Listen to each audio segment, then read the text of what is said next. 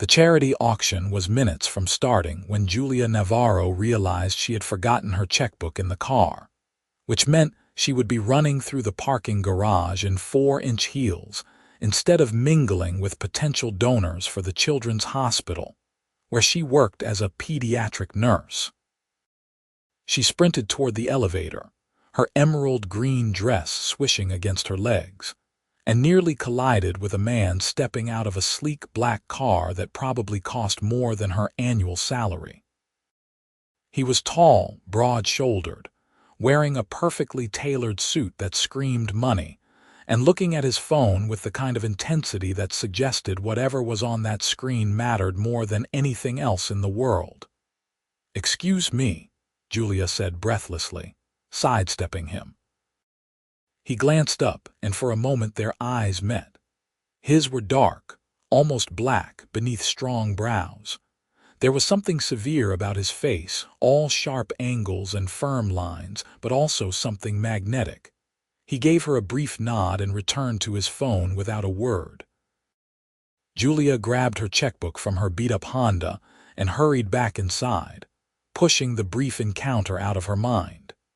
She had more important things to focus on tonight, like convincing wealthy strangers to open their wallets for sick children. The ballroom was already filling with Seattle's elite when she returned. Crystal chandeliers cast warm light over women in designer gowns and men in expensive suits. Julia smoothed down her dress, bought on sale 3 years ago, and made her way to the hospital's table near the back. "There you are," said Margaret, the hospital administrator, grabbing Julia's arm. "I need you to work the room. You are our secret weapon. When these people see you and hear you talk about the kids, they write bigger checks." Julia smiled despite her discomfort.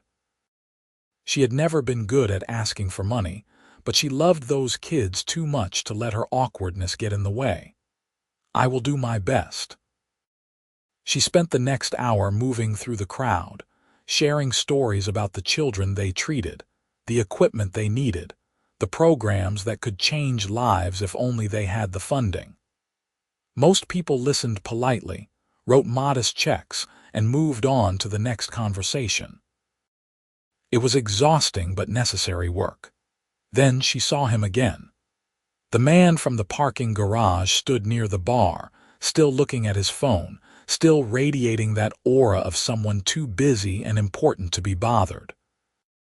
He was alone, which seemed odd in a room full of people networking and socializing. Julia debated approaching him. He did not look like someone who wanted to be interrupted, but Margaret's voice echoed in her head. Every potential donor mattered. She walked over, her heels clicking against the marble floor. "Hi," she said, offering what she hoped was a warm smile. "I am Julia.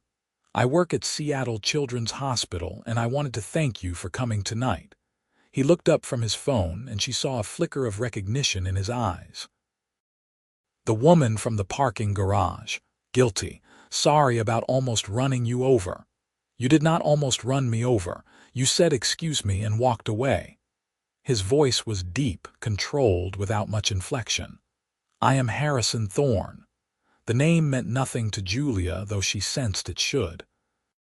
"Nice to meet you, Harrison. Are you enjoying the event?" "Not particularly." "I don't enjoy most events." His bluntness caught her off guard. Most people at these things pretended to be having a wonderful time, even when they clearly were not. "Then why come?" "My assistant bought the ticket before she realized I had a meeting tonight. I figured I might as well make an appearance since I was already in the building." Julia's initial impression of him solidified. Rich, busy, probably used to people catering to his every whim.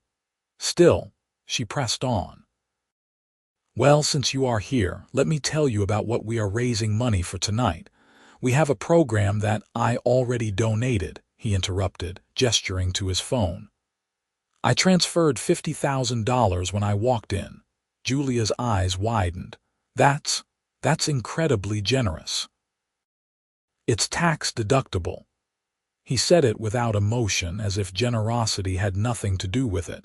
"And I should get back to my office. I have work to finish. You are leaving already, but the auction hasn't even started. I don't need anything being auctioned." He pocketed his phone and started to walk away, then paused. "It was nice to meet you, Julia." And then he was gone, disappearing into the crowd and presumably back to whatever important business required his attention on a Saturday night. "Did you just talk to Harrison Thorne?" Margaret appeared at Julia's elbow, her eyes wide. "I guess so." "Who is he?" "Who is he?" "Julia, he is only one of the richest men in the Pacific Northwest. He owns Thorne Maritime, the shipping company. He is worth billions with a B." Julia watched the elevator doors close behind Harrison's retreating form. He didn't seem very happy for a billionaire, probably because he is always working.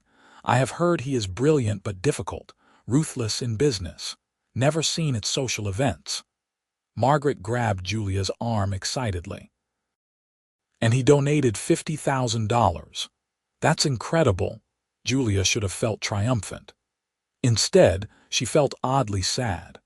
What kind of life did someone lead when they could not even enjoy a charity gala, when they had to check their phone constantly, when work mattered more than everything else? The rest of the evening passed in a blur. The auction raised good money, and Julia went home feeling like they had made a real difference. But as she lay in bed that night, she kept thinking about Harrison Thorne and his dark, tired eyes. She did not expect to see him again. Seattle was a big city, and their worlds did not overlap. She spent her days caring for children in hospital rooms that smelled like antiseptic and hope, while he presumably spent his days in boardrooms making decisions that affected thousands of employees and millions of dollars. But life had a way of surprising her. 3 weeks later, Julia was covering a shift in the emergency department when a man was brought in after a car accident. Minor injuries, the paramedics said, but he had hit his head and needed to be checked for a concussion. The man was Harrison Thorne. He sat on the examination table looking annoyed, his suit torn at the shoulder, a cut above his left eyebrow slowly oozing blood. He was arguing with the attending physician about needing to leave. "Mr. Thorne, you hit your head," Dr. Patterson said patiently. "We need to run tests, make sure you do not have a concussion or internal bleeding." "I feel fine. I have a meeting in an hour. You can reschedule the meeting." "I cannot reschedule the meeting. There are 15 people flying in from Tokyo specifically for this meeting." Julia stepped forward without thinking. "Hi, Harrison, remember me?"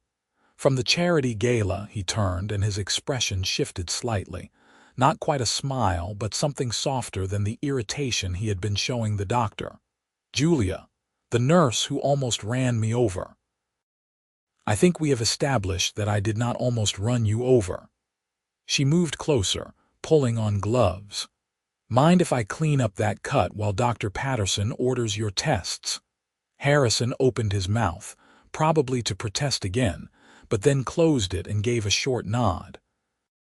Julia worked efficiently, cleaning the wound with gentle hands.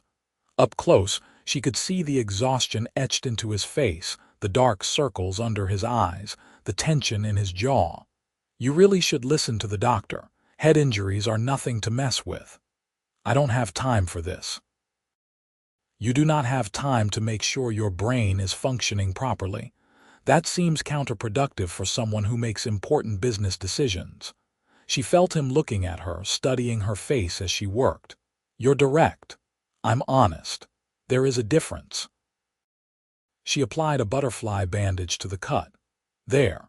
That should hold until we know if you need stitches." "I don't need stitches." "Great. Then the CT scan will confirm that and you can go on your way." Dr. Patterson returned with orders for imaging, and Harrison reluctantly agreed to stay. Julia was pulled away to help with another patient, but she found herself checking on him periodically. He sat in the waiting area, phone in hand, typing furiously with his thumbs, looking profoundly out of place among the sick and injured. 2 hours later, Dr. Patterson cleared him with instructions to rest and avoid screens for 24 hours. Julia knew before the doctor finished the sentence that Harrison would ignore that advice. She found him in the waiting room, already on his phone again. "So, are you heading to that meeting?" He looked up, almost surprised she was there. "It finished 30 minutes ago without me. I am sorry. Why, you were right. I couldn't have made it anyway with the tests." He stood, wincing slightly. "Though now I have to deal with the fallout of missing it." "Or," Julia said carefully, "you could go home and rest like the doctor ordered." "I don't rest. Everyone rests, Harrison. Even billionaires need sleep." "How do you know I am a billionaire?" But there was something almost amused in his tone. "My boss told me after you left the gala. Apparently, you are kind of a big deal. And yet you are treating me like a stubborn patient who does not know what is good for him. Because that is exactly what you are." Julia crossed her arms. "Look, I see people in here all the time who work themselves into the ground. They have heart attacks at 40, strokes at 50, and then they tell me they wish they had slowed down. I do not want to see you back here in a few years because you did not take care of yourself." Harrison was quiet for a long moment, just looking at her with those intense dark eyes. "You barely know me." "That is true, but I know what I see, and I see someone who needs to take better care of himself." She softened her tone. "At least go home tonight. Let yourself recover. The business will survive one evening without you. You think you have me figured out. I think you are easier to figure out than you believe." Julia handed him the discharge papers. "But I could be wrong. Maybe you will prove me wrong and actually follow the doctor's orders." Something shifted in his expression, a crack in the severe facade. "Would you have dinner with me?" Julia blinked, completely caught off guard. "What? Dinner? Tomorrow night if you are free. I'd ask for tonight, but apparently I'm supposed to go home and rest." There was the faintest hint of dry humor in his voice. "You are asking me out. Is that so surprising?" "Kind of, yes. We have nothing in common. You are a billionaire who works constantly and hates social events. I am a nurse who barely makes rent and spends my free time volunteering at the animal shelter. Maybe that is exactly why we should have dinner." Harrison met her eyes. "Because we have nothing in common." Julia's heart did a strange flip in her chest. This was crazy. He was completely wrong for her, and she was probably completely wrong for him. They existed in different universes that had only collided by chance. But there was something about him, something beneath the cold exterior that intrigued her. Maybe it was the exhaustion she recognized, or the way he had looked almost vulnerable sitting on that examination table. Maybe it was just curiosity about what made someone like Harrison Thorne tick. "Okay," she heard herself say. "Tomorrow night, but somewhere casual. I do not do fancy restaurants. Define casual. Pizza, burgers, Thai food, anything where I do not have to worry about using the right fork." For the first time since she had met him, Harrison Thorne smiled. It was small, barely there, but it transformed his entire face. "I know a place." He took her number and Julia watched him leave, wondering what she had just agreed to. Her friend and fellow nurse, Kelly, appeared beside her. "Did Harrison Thorne just ask you out?" "I think so." "I am not entirely sure what just happened." Kelly laughed. "Girl, do you know how many women in this city would kill for a date with him? He is gorgeous and rich and seems absolutely miserable," Julia finished. "Did you see him? He could not even enjoy missing a meeting because he was too stressed about the fallout. So you are going to fix him. Julia, you cannot save everyone. I am not trying to save him. I am just having dinner." But even as she said it, Julia knew it was more complicated than that. There was something about Harrison that called to the part of her that wanted to heal, to help, to make things better. The next evening, Julia changed outfits 4 times before finally settling on jeans and a soft blue sweater. "Casual," she had said, and she meant it. If Harrison expected her to transform into some polished socialite, he was going to be disappointed. He picked her up at 7 in a sleek silver car that probably cost more than her apartment building. But he was dressed in jeans and a dark button-down shirt, no tie, looking more relaxed than she had seen him before. "You clean up nice," she said, sliding into the passenger seat. "So do you." He pulled into traffic smoothly. "How was your day?" "Long. We had 3 admissions before noon, and one of them was a 10-year-old with pneumonia who was terrified of needles. Took me 20 minutes to calm her down enough to get Enrollment 4 started." Julia realized she was rambling and stopped. "Sorry, you probably do not want to hear about my day." "Why wouldn't I?" "Because it is not exactly exciting compared to running a shipping empire." Harrison glanced at her, his expression serious. "I spend my days looking at spreadsheets and arguing with board members about profit margins. You spend your days helping sick children." "Your day sounds infinitely more meaningful than mine." Julia did not know what to say to that. She had expected him to be arrogant, dismissive of her work compared to his important business dealings. Instead, he sounded almost envious. The restaurant he took her to was a small Italian place tucked into a quiet neighborhood, the kind of spot that looked like it had been there for 50 years. Nothing fancy, just checkered tablecloths and the smell of garlic bread and tomato sauce. "Is this casual enough?" Harrison asked as they were seated in a corner booth. "It is perfect. How did you find this place?" "I grew up 2 blocks from here. My mother used to bring me here every Sunday after church." He looked around the restaurant and something in his face softened. "I have not been back in years." "Why not?" "Too busy, I suppose. Too focused on building the business." He picked up the menu, though Julia suspected he already knew what he wanted. "After my father died, I took over the company. I was 25, barely knew what I was doing, and there were people waiting for me to fail. So I worked, constantly, and I guess I never stopped." Julia watched him across the table, seeing layers she had not noticed before. "How long ago did your father die?" 12 years. Harrison set down the menu. "He had a heart attack in his office. Died at his desk, surrounded by contracts and shipping manifests. I found him there." "I am so sorry." "Everyone says that." But there was no bitterness in his voice, just weariness. "The truth is, he was a workaholic too. I learned from the best. My mother used to beg him to slow down, to spend more time with the family, but there was always one more deal, one more contract, one more meeting." "Is that why you work so much? Because of him?" Harrison was quiet, his fingers tracing patterns on the tablecloth. "Maybe. Or maybe I am just like him, and this is who I would have been regardless." He looked up at her. "You think I have a problem. I think you are running from something, but I do not know you well enough to know what." The waiter came to take their order, and the heavy moment passed. They talked about lighter things as they ate. Julia's ridiculous apartment with its leaky faucet and mysterious wall stains. Harrison's dog that his assistant walked because he was never home early enough to do it himself. "You have a dog you never see?"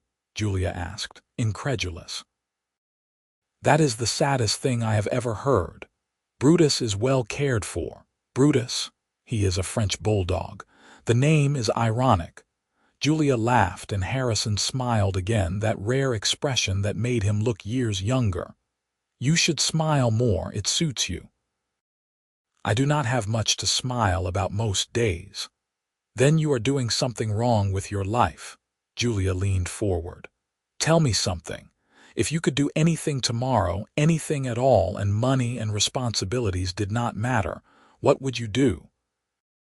Harrison considered the question seriously. "I would go sailing. I used to sail when I was younger, before the company consumed everything. There is something about being out on the water, just you and the wind and the waves. Everything else falls away. So why do not you go sailing?" "I do not have time." You keep saying that, but time is not something that just appears. You have to make it. Julia took a sip of her wine. I had a patient once, a little girl named Emma. She was 7, had leukemia, and she was so brave through everything. One day I asked her what she wanted to do when she got better, and she said she wanted to go to the beach and build the biggest sand castle in the world. So we organized this whole thing, got the hospital to approve it, and took her to the beach with her family. Did she build her sand castle? She built the most amazing sand castle I have ever seen, towers and moats and everything.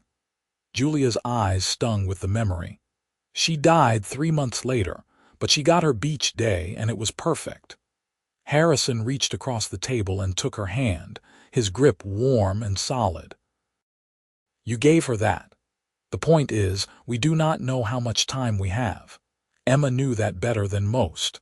So why waste it on things that do not make you happy? What makes you happy, Julia? She thought about it. My kids at the hospital, my friends, good food, good books, lazy Sunday mornings. Volunteering at the shelter and watching dogs get adopted by families who will love them. Simple things, mostly. That sounds nice. And he said it like he meant it, like simplicity was some exotic luxury he could not afford. They talked until the restaurant started closing around them, the staff politely clearing nearby tables. Julia could not remember the last time she had felt so comfortable with someone so quickly. Harrison was different when he was not behind his phone or rushing off to a meeting. He was thoughtful, intelligent, surprisingly funny in a dry way that snuck up on her. I should get you home, Harrison said reluctantly as they stepped out into the cool Seattle night. Thank you for dinner. I had a really good time. So did I. He opened the car door for her, old-fashioned courtesy that made her smile. Can I see you again? I would like that. They made plans for the following weekend, and Harrison drove her home, walking her to the door of her apartment building despite her protests that it was not necessary. Thank you again, Julia said, suddenly feeling shy. This was really nice. Harrison stepped closer and her breath caught. He was going to kiss her, she realized, and she wanted him to. But instead, he reached up and tucked a strand of hair behind her ear, his fingers gentle against her skin. Good night, Julia. Good night, Harrison. She watched him drive away, then practically floated up the 3 flights of stairs to her apartment. Kelly was waiting inside, having used the spare key Julia had given her. Well, Kelly demanded, how was it? It was amazing. He was amazing. Julia collapsed on the couch. We talked for hours, Kelly. He is so much more than I thought. There is this whole other person beneath the serious businessman exterior. You are falling for him. I barely know him. Julia, you are falling for him. I can see it all over your face. Kelly sat beside her. Just be careful, okay? You two are from very different worlds. I know. He said that exact thing, actually, that we have nothing in common. And what do you think? Julia pulled a throw pillow into her lap, hugging it. I think maybe that is the point. Maybe opposites really do attract. He needs someone to remind him that life is more than work and profit margins. And maybe I need someone to challenge me, to push me out of my comfort zone. Or maybe you will drive each other crazy in 6 months. That is also possible. But Julia did not think so. There was something right about being with Harrison, even though on paper they made no sense together. The following days passed slowly. Harrison texted her daily, nothing elaborate, just small check-ins. How was your shift? Did the kid with pneumonia get discharged? I took Brutus for a walk this morning. Thought of you. That last message made her heart do flips. She was definitely in trouble. Their second date was on a Saturday afternoon. Harrison picked her up in casual clothes again, jeans and a dark green sweater that made his eyes look almost warm. Where are we going? Julia asked as he drove north out of the city. You said you volunteer at an animal shelter. I thought maybe we could do that together. Julia stared at him. You want to volunteer at the animal shelter, unless you would rather do something else. No, That is really sweet, Harrison. He looked uncomfortable with the compliment but pleased. I figured if I want to understand what makes you happy, I should experience it myself. The shelter was a small operation run by a woman named Patricia who had devoted her entire life to rescuing animals. She greeted Julia with a huge hug and looked at Harrison with frank curiosity. "This is Harrison," Julia said. "He is going to help out today." "Great. We just got in 6 puppies that need socializing. Think you two can handle that?" Watching Harrison Thorne, billionaire shipping magnate, sit on the floor surrounded by tumbling puppies was something Julia knew she would remember forever. He was cautious at first, uncertain how to interact with the squirming bundles of fur. But then a little black and white puppy climbed into his lap and licked his chin, and Harrison's face broke into a genuine, full smile. "I think that one likes you," Julia said, sitting beside him. "She is pretty cute." Harrison scratched behind the puppy's ears and she wiggled with joy. "What happens to them? We find them homes. Good homes where they will be loved and taken care of." They spent 2 hours at the shelter, playing with puppies, walking dogs, and cleaning kennels. Harrison did not complain once, even when a particularly enthusiastic German shepherd jumped up and left muddy paw prints all over his expensive sweater. "You are a natural," Patricia said as they were leaving. "Come back anytime." In the car, Julia turned to Harrison. "That was really nice of you." "I enjoyed it. I forgot what it was like to just be present in the moment, not worrying about what comes next." He glanced at her. "You do that for me, make me present. Good, you needed someone to do that, probably." He drove for a few minutes in comfortable silence. "I was thinking. I have a house on the coast, about 2 hours from here. Maybe next weekend we could drive down there. I could take you sailing." "You have a house on the coast that you never use." "I have several houses I never use. Real estate investments." Julia shook her head, but she was smiling. "You have a weird life, Harrison Thorne." "Is that a yes to sailing?" "It is a yes to sailing." Over the next few weeks they fell into a pattern. Julia would work her shifts at the hospital, and Harrison would rearrange his schedule, canceling meetings and delegating tasks in ways that apparently shocked his entire staff. They went sailing, and Julia learned that Harrison came alive on the water, his face losing that perpetual tension as he navigated the waves. They cooked dinner together in her tiny apartment, Harrison proving surprisingly competent in the kitchen, despite claiming he usually just ordered takeout. They went to movies, walked through Pike Place Market, and spent one entire Sunday in bed watching old films and eating pizza. "I cannot remember the last time I did this," Harrison said. Julia curled against his side, his fingers drawing lazy patterns on her arm. "Watched movies. Wasted an entire day doing nothing productive." "It is not wasted if you enjoyed it." He kissed the top of her head. "I am enjoying it."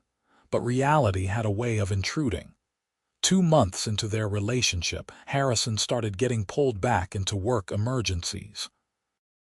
A shipping route through the South China Sea ran into complications. A major client threatened to take their business elsewhere. A competitor was making aggressive moves into Thorne Maritime's territory. Julia tried to be understanding, but it was hard watching Harrison slip back into his old patterns. He started missing dates, texting her at midnight to apologize for not calling. When they did see each other, he was distracted, his phone constantly buzzing with emails and messages. "You are pulling away," Julia said one evening when he showed up an hour late to dinner, barely apologizing before diving into his phone. "I am not pulling away. I am dealing with a crisis." "There is always a crisis, Harrison. That is the nature of business. This is different. If I do not handle this personally, I could lose contracts worth hundreds of millions of dollars. And if you do not handle your personal life, you will lose something more valuable. Julia hated the way her voice trembled. This is exactly what I was afraid of. We have nothing in common, remember. You live in this high-stakes world of money and power, and I live in a world of hospital shifts and rescue puppies. I knew this would not work. Harrison finally put down his phone, his face hardening. So you are giving up? I am being realistic. Look at us. When was the last time we had a real conversation that was not interrupted by your work? When was the last time you seemed actually happy to see me instead of stressed and preoccupied? That is not fair. You knew what my life was like when we started this. I thought you wanted to change that life. I thought that is what we were doing, finding balance together. Julia felt tears burning in her eyes. But you are right back where you started, and I do not think you actually want anything different. Of course I want something different. Harrison stood, pacing her small living room. But I also have responsibilities. People depend on me, Julia. Thousands of people work for my company. If I fail, they lose their jobs, their livelihoods. So you have to sacrifice everything else. Your health, your happiness, any kind of personal life. Maybe that is the price of success. That is a terrible price. Julia wiped at her eyes angrily. Your father paid that price, Harrison, and it killed him. The words hung in the air between them, harsh and true. Harrison's face went pale, then red. You do not know anything about my father. I know he died at his desk alone because he put work before everything else, and I know you are following the exact same path. Julia's voice broke. I cannot watch you do that to yourself. I cannot sit on the sidelines while you work yourself into an early grave. Then maybe you should not sit on the sidelines at all. The silence that followed was deafening. Harrison grabbed his jacket and Julia did not stop him. She heard the door close, heard his footsteps in the hallway, and then he was gone. She cried herself to sleep that night, angry at him, angry at herself, angry at the whole impossible situation. In the morning there were no texts, no calls, just silence. Kelly found her at lunch the next day in the hospital cafeteria, pushing food around her tray without eating. I heard about the fight, Kelly said gently. I am sorry. How did you hear? You work in a hospital. There are no secrets. Kelly squeezed her hand. Do you want to talk about it? I fell in love with him, Kelly, completely, stupidly in love. And I thought he felt the same way. But he chose work over me just like I knew he would. Did he actually say that? Julia thought back to their fight, trying to remember his exact words. Not explicitly. But he made it clear that his business comes first. Maybe he is just scared. Maybe he does not know how to balance both things because he has never had to before.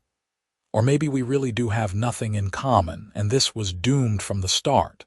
3 days passed with no contact. Julia threw herself into work, picking up extra shifts, staying late to avoid going home to her empty apartment where everything reminded her of Harrison. She was exhausted, running on coffee and stubbornness, when Margaret pulled her aside. There is someone here to see you. He is waiting in the main lobby. Julia's heart leaped. Harrison, just go see. But it was not Harrison waiting in the lobby. It was an older woman, elegant and poised, with dark hair streaked with silver and familiar dark eyes. Julia Navarro, the woman asked, standing. I am Harrison Thorne, Harrison's mother. Julia's exhaustion vanished, replaced by confusion and anxiety. It is nice to meet you, Mrs. Thorne. Is Harrison okay? He is miserable but physically fine. Catherine gestured to a quiet corner. May we talk? They sat in uncomfortable plastic chairs, and Catherine studied Julia with an intensity that reminded her of Harrison. He told me about your fight, Catherine said. Not because he wanted to, but because I forced it out of him when he showed up at my house at 2 in the morning looking like death. I did not mean to hurt him. I know. And I am not here to scold you. I am here because I want you to understand something about my son." Catherine took a breath. "When my husband died, Harrison was devastated, not just because he lost his father, but because he blamed himself. He thought if he had been paying more attention, if he had been at the office that day instead of away at a conference, he could have saved him. He could have called 911 sooner, could have gotten help." Julia's throat tightened. That was not his fault. Of course it was not. But Harrison does not see it that way. So he threw himself into the business, determined to make it succeed, to prove that his father's death meant something. He worked himself nearly to death those first few years, and I watched helplessly because he would not listen to anyone. Why are you telling me this? Because you are the first person who has ever gotten through to him. In the 2 months you have been together, I have seen changes in my son that I thought were impossible. He smiled again. He laughed. He actually left the office before midnight. Catherine reached over and took Julia's hand. "You scare him, Julia, because you make him want things he thought he could not have. I do not want to change him. I just want him to be happy. I know, and he knows that too deep down. But he is terrified of failing at something that matters, and you matter more than anything else in his life right now." Catherine's eyes were wet. "Please do not give up on him. I know he hurt you, but he is trying to figure out how to be someone different than his father was. He just needs time." Julia thought about Harrison sitting on the floor playing with puppies, Harrison laughing as they sailed through choppy waters, Harrison falling asleep on her couch with his head in her lap. The man beneath the workaholic armor was someone worth fighting for. What should I do? Give him a chance to make this right. He is working on something, I think. Some kind of grand gesture, knowing my son. Catherine smiled. He is not good at expressing his feelings, but he loves you, Julia. I can see it in every miserable line of his face. That evening, Julia came home to find Harrison sitting outside her apartment building, still wearing what looked like the same suit from 3 days ago, looking exhausted and nervous. "Hi," he said, standing when he saw her. "Hi." Julia's heart was pounding. "You look terrible." "I have not slept much." He stepped closer. "I have been thinking about what you said, about my father, about the price of success, about everything, and you were right. I was following his path, making all the same mistakes.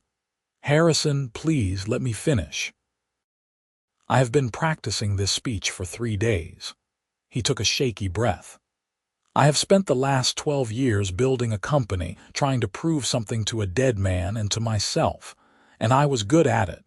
I am good at business, at making deals, at growing profits. But you know what I am terrible at? Living. Actually enjoying my life, finding meaning in something other than the next contract." Julia felt tears welling up. "I do not want you to give up your company. That is not what I was asking. I know, you were asking me to find balance, to make room in my life for things that matter, and I was too stubborn and scared to admit you were right." Harrison pulled a folded piece of paper from his pocket. "This is a contract I drew up with my board of directors. Starting next month, I am stepping back as CEO. I will stay on as chairman, provide oversight and strategic direction, but the day-to-day operations will be handled by someone else." Julia stared at the paper. "You are giving up your company." "I am not giving it up. I am delegating it. There is a difference." He looked nervous, vulnerable in a way she had never seen before. "My father died because he could not let go, because he thought the company would fall apart without him micromanaging every detail. I will not make that mistake. I have good people working for me. It is time I trusted them to do their jobs. What will you do? That is the other thing I wanted to talk to you about." Harrison reached out and took her hands. "I want to build a life, Julia. Not just a business empire, but an actual life, with friends and hobbies and lazy Sunday mornings, with sailing trips and shelter visits and home-cooked dinners. He met her eyes. "With you, if you will forgive me for being an idiot." "You really hurt me," Julia said, but her fingers tightened around his. "I thought you chose work over me. I did not know how to choose both. No one ever taught me that it was possible to have a successful career and a personal life. My father failed at it, and I assumed I would too." Harrison pulled her closer. "But you make me want to try. You make me want to be better, to find that balance. I do not know if I will be good at it, but I want to try. With you." Julia looked up at this complicated, damaged, beautiful man who was trying so hard to change decades of programming. "I love you," she said. "I have been in love with you for weeks, and I was so scared because we are so different." "We are different," Harrison agreed. "But maybe that is why this works. You show me what is important beyond business. And maybe I can show you that it is okay to dream bigger, to want more than just getting by." "We really do have nothing in common," Julia said, but she was smiling through her tears. "Then we will have to build common ground together." Harrison leaned down and kissed her, soft and sweet and full of promise. "I love you, Julia Navarro. You are the best thing that has ever happened to me." They stood there on the sidewalk, holding each other as the Seattle evening grew dark around them. It was not perfect, and Julia knew they would have challenges ahead. Learning to balance Harrison's business responsibilities with their relationship would take work from both of them. But for the first time she believed it was possible. "Come upstairs," she said, taking his hand. "You look like you need sleep and food, not necessarily in that order." "I need you," Harrison said simply. "Everything else is secondary." They went upstairs to her tiny apartment, and Harrison collapsed on her couch with a groan. Julia made him a sandwich, which he devoured like he had not eaten in days, and then she sat beside him. "Tell me about this new arrangement with your company," she said. "I want to understand what this means for you." Harrison explained how he had spent the last 3 days in intense negotiations with his board and senior management team. He would remain chairman, attending monthly board meetings and making strategic decisions, but the daily operations would fall to his COO, a woman named Sarah Martinez who had been with the company for 15 years. "She is brilliant," Harrison said. "Honestly, she has been running half the company already. I should have promoted her to CEO years ago. But you could not let go." "I could not let go," he agreed. "But I am learning. For you, for us, I am learning." Over the next few months, Julia watched Harrison transform. It was not easy for him. There were days when he struggled with not being in control of every decision, when he would get frustrated calls from the office and have to resist the urge to rush in and take over. But he was trying, genuinely trying, and that meant everything to her. They spent more time together, real quality time. Harrison took sailing lessons at a local club and joined a league that raced every weekend. Julia introduced him to her friends from the hospital, and he surprised everyone by fitting in seamlessly, his dry humor and surprising kindness winning people over. He also started therapy, working through the complicated grief and guilt he carried about his father's death. Julia went with him sometimes, and they learned together how to communicate better, how to support each other through the hard moments. "I spent so many years running from feelings," Harrison admitted one night as they lay in bed together.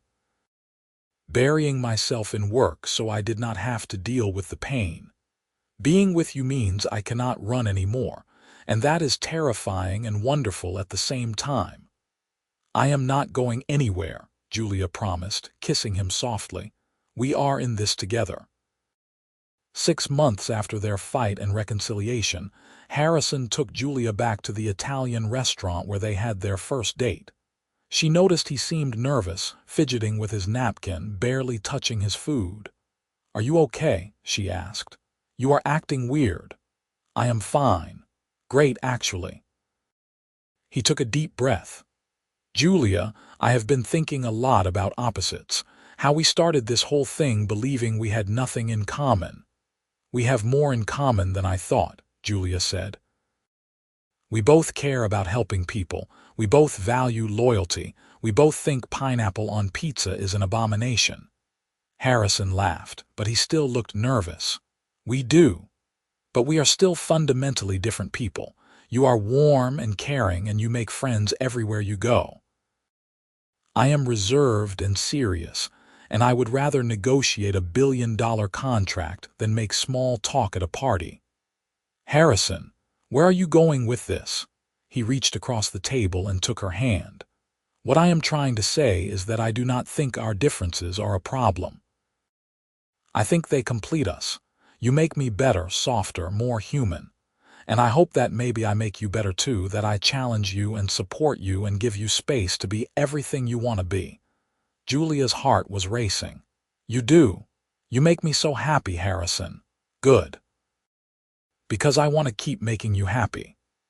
He stood up, and Julia realized with shock that he was getting down on one knee. Julia Navarro, I love you more than I knew it was possible to love another person. You saved me from a life of emptiness and regret. Will you marry me? He pulled out a ring and Julia gasped. It was beautiful but not ostentatious, a simple diamond on a delicate gold band, exactly what she would have chosen for herself. Yes, she said, tears streaming down her face. Yes, of course I will marry you. Harrison slipped the ring onto her finger and pulled her into his arms, kissing her as the other restaurant patrons broke into applause. Julia laughed against his mouth, deliriously happy, unable to believe this was her life now. They were married 6 months later in a small ceremony on the coast, on the beach where Harrison kept his sailboat. Julia wore a simple white dress that flowed in the ocean breeze, and Harrison looked at her like she was the most precious thing in the world. Harrison Thorne cried through the entire ceremony. Margaret and Kelly stood as Julia's bridesmaids, and Harrison's COO, Sarah, stood beside him as his best woman, a choice that surprised many people but felt exactly right. I promise to love you through the hard times and the good times, Julia said, her hands clasped in Harrison's as waves crashed behind them. I promise to remind you to slow down and enjoy life. I promise to be your partner in everything. I promise to cherish you every single day, Harrison said, his voice thick with emotion. I promise to make time for what matters most. I promise to build a life with you, not just a career but a real, full, beautiful life. They exchanged rings and kissed as husband and wife, and Julia felt like her heart might burst with happiness. This complicated, intense man was hers, and she was his, and somehow their differences did not divide them but made them stronger together. The reception was held at the Italian restaurant where they had their first date, Antonio, the owner, insisting on catering the entire event himself. It was loud and joyful, full of laughter and dancing and love. Harrison danced with Julia even though he claimed he could not dance, holding her close and swaying to the music. I have never been this happy, he whispered in her ear. I did not know I could be this happy. Get used to it, Julia said. Because I plan to keep you happy for the rest of our lives. They honeymooned in the Greek islands, sailing from one beautiful location to another. Harrison taught Julia the finer points of navigation, and she taught him to relax and enjoy the moment without planning 3 steps ahead.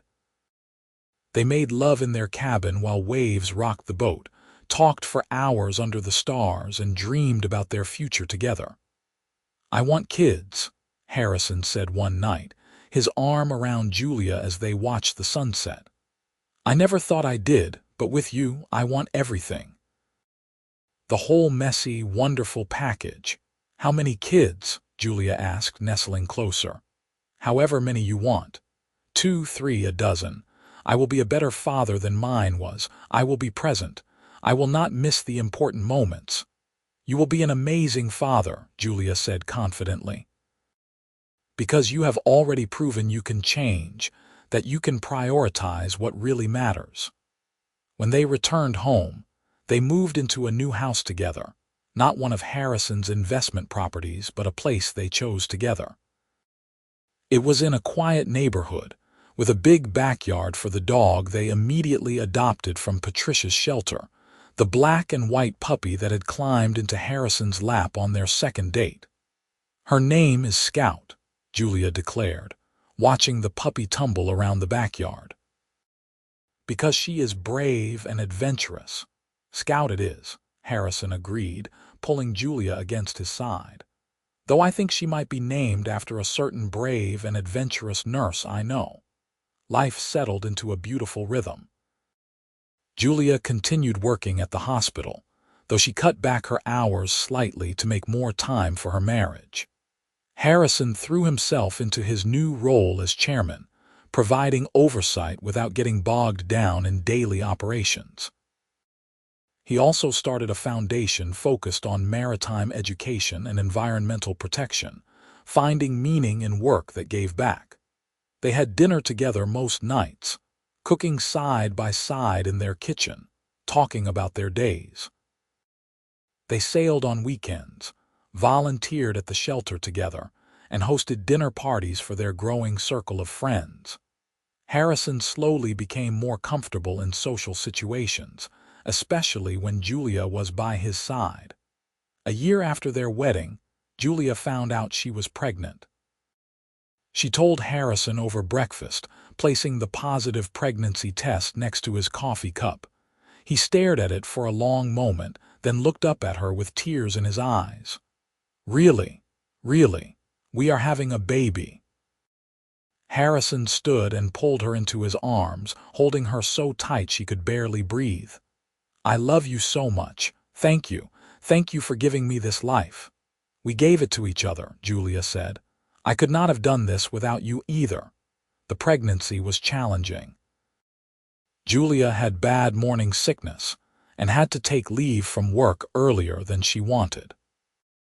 Harrison took care of her with the same intensity he had once applied to business deals, researching pregnancy nutrition, taking her to every doctor's appointment, and generally driving her slightly crazy with his overprotectiveness.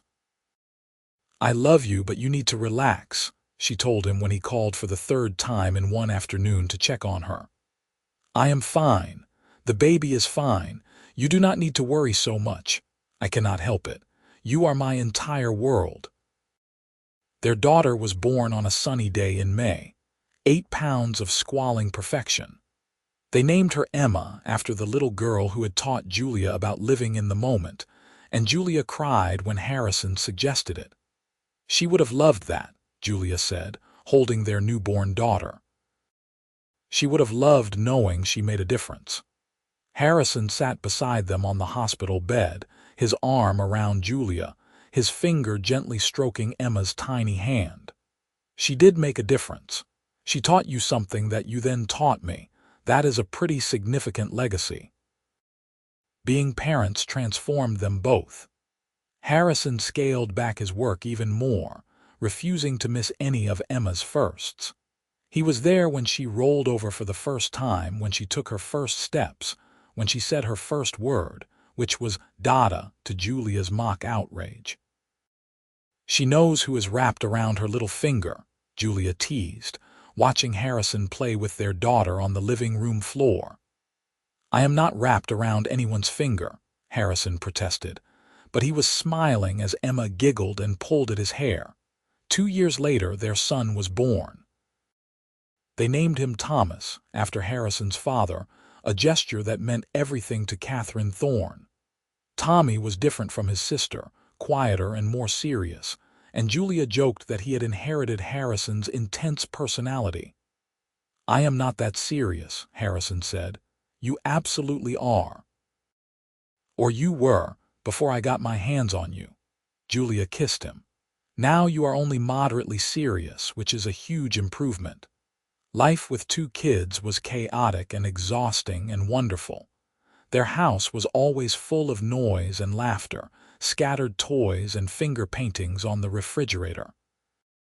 Harrison learned to function on less sleep, to be patient with tantrums and spilled milk, to find joy in the small, everyday moments that once would have seemed like interruptions to more important work.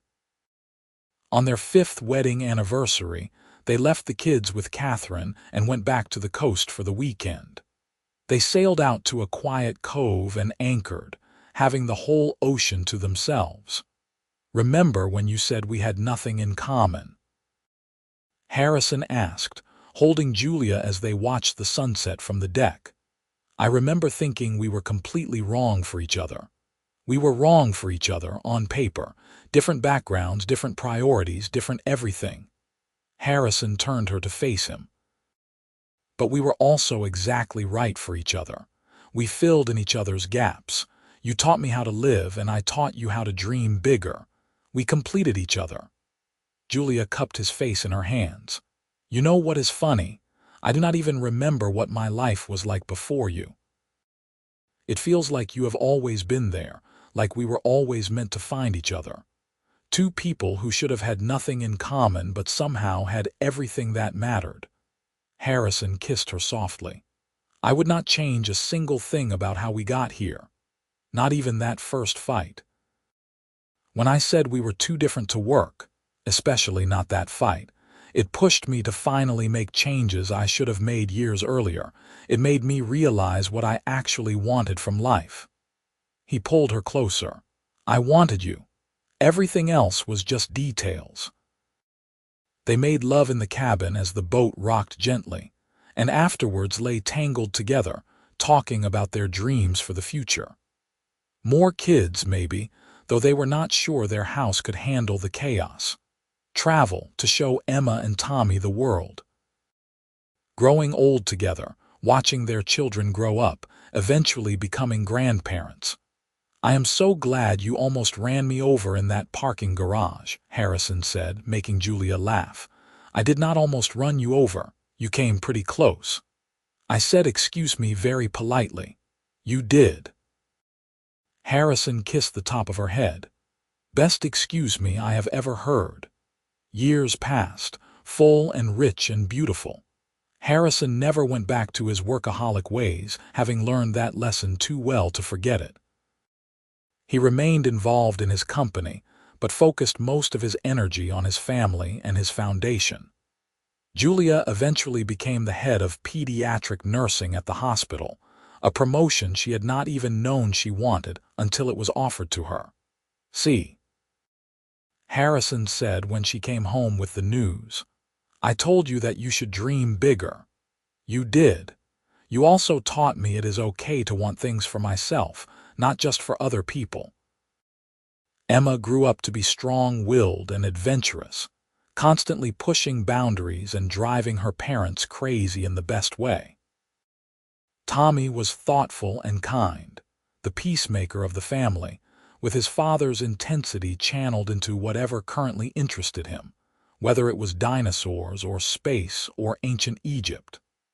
On their 10th anniversary, Harrison took Julia back to the charity gala where they had first met. It was being held in the same ballroom, raising money for the same hospital. "You remember standing right here?" Harrison asked, pulling Julia close as music played around them. "I was staring at my phone, completely oblivious to everything around me. And I was trying to convince you to donate, thinking you were just another rich guy who did not care about anything but money. I was just another rich guy who did not care about anything but money," Harrison said, "until you showed me there was more to life." Julia looked up at him, this man who had changed so completely while somehow staying fundamentally himself. He was still serious, still intense, still driven. But now those qualities were focused on the things that truly mattered: his family, his relationships, his desire to make a real difference in the world. "I love you," she said. "I loved you then, even when I did not know it yet, and I love you now more than I can possibly express." "I love you too. You are my opposite and my equal and my perfect match." Harrison kissed her there in the middle of the ballroom, not caring who saw. "Thank you for seeing past the billionaire to the man underneath. Thank you for believing I could be better. You were always good, Harrison. You just needed someone to remind you." They danced until late, then drove home to relieve the babysitter and peek in on their sleeping children. Emma was sprawled across her bed, blankets kicked off, while Tommy was curled up with his favorite stuffed elephant. Julia felt her heart swell with love for this life they had built together. "We really did it," she whispered to Harrison as they stood in the hallway. "We proved that opposites can work if they are willing to meet in the middle. We did more than that. We proved that sometimes the person you need is nothing like what you expected. Sometimes they are your opposite in every way, and that is exactly what makes it perfect." Years continued to pass, bringing new challenges and joys. Harrison's mother eventually moved in with them after a minor health scare, and she became an integral part of their household, helping with the kids and filling the house with warmth and wisdom. The foundation grew, making real impacts in maritime communities around the world. Julia's work at the hospital continued to fulfill her. The combination of hands-on patient care and administrative leadership keeping her engaged and passionate. Emma went to college to study marine biology, following in her father's love of the ocean. Tommy chose psychology, wanting to help people the way his mother did. Harrison and Julia became empty nesters, a transition that was harder than they expected, but also allowed them to rediscover each other all over again. "Remember when you said we had nothing in common?" Harrison asked one evening as they walked on the beach near their coastal house, now their primary residence after Harrison retired from the board. "You bring that up at least once a year," Julia said, but she was smiling. "Because it is funny how wrong you were. We had the most important things in common, we just did not know it yet." He stopped walking and pulled her close. "We both needed someone to challenge us. We both needed someone to love us enough to call us on our nonsense. We both needed someone to build a life with, not just exist alongside." Julia leaned into him, breathing in the salt air and feeling grateful for every moment that had led them here. "You know what I think? I think maybe we did not have much in common at the start, but we built common ground. We created a life together that fits both of us, that honors who we each are while making us better together." That is very philosophical for someone who said she was just a simple nurse. "You taught me to dream bigger, remember? And you taught me to slow down and appreciate what I have." Harrison kissed her, soft and sweet and full of decades of love. "I would do it all again in a heartbeat. Every argument, every challenge, every moment of doubt, because they all led to this." They walked back to the house hand in hand, the same way they had walked through life together for more than 20 years. Different in so many ways, the serious billionaire and the warm-hearted nurse, but perfect for each other in all the ways that mattered. That night, as they lay in bed together, Julia thought about the young woman who had almost run into a stranger in a parking garage all those years ago. She had been so certain that she and Harrison Thorne had nothing in common, that they existed in different worlds that should never intersect. But she had been wrong. They had not had much in common on the surface, but beneath that, they had shared the most important things: the capacity to love, the willingness to change, the courage to be vulnerable. They had been opposites in many ways, but those differences had not divided them. Instead, they had completed each other, filling in the gaps and creating something beautiful and whole. "What are you thinking about?" Harrison asked, pulling her closer. "How lucky I am, how lucky we are." Julia kissed his shoulder. "We almost did not happen. I almost let my fear of our differences push you away. But you did not. You gave us a chance, even when it did not make logical sense." Harrison's voice was drowsy but content.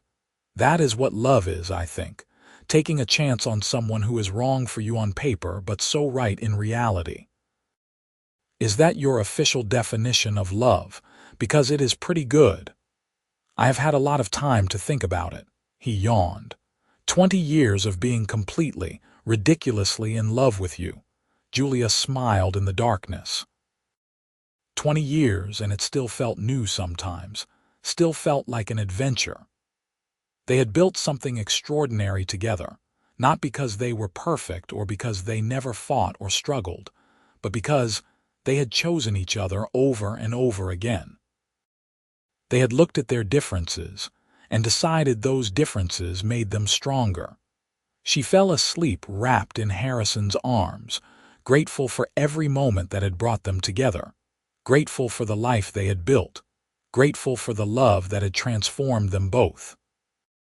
They had started as opposites, nothing in common except a chance meeting in a parking garage. But they had become something more, partners, lovers, best friends, two halves of a whole that neither of them had known they were missing. And that, Julia thought as sleep claimed her, was the best kind of love story. Not the easy kind where everything made sense from the start, but the kind where you had to work for it, grow for it, change for it.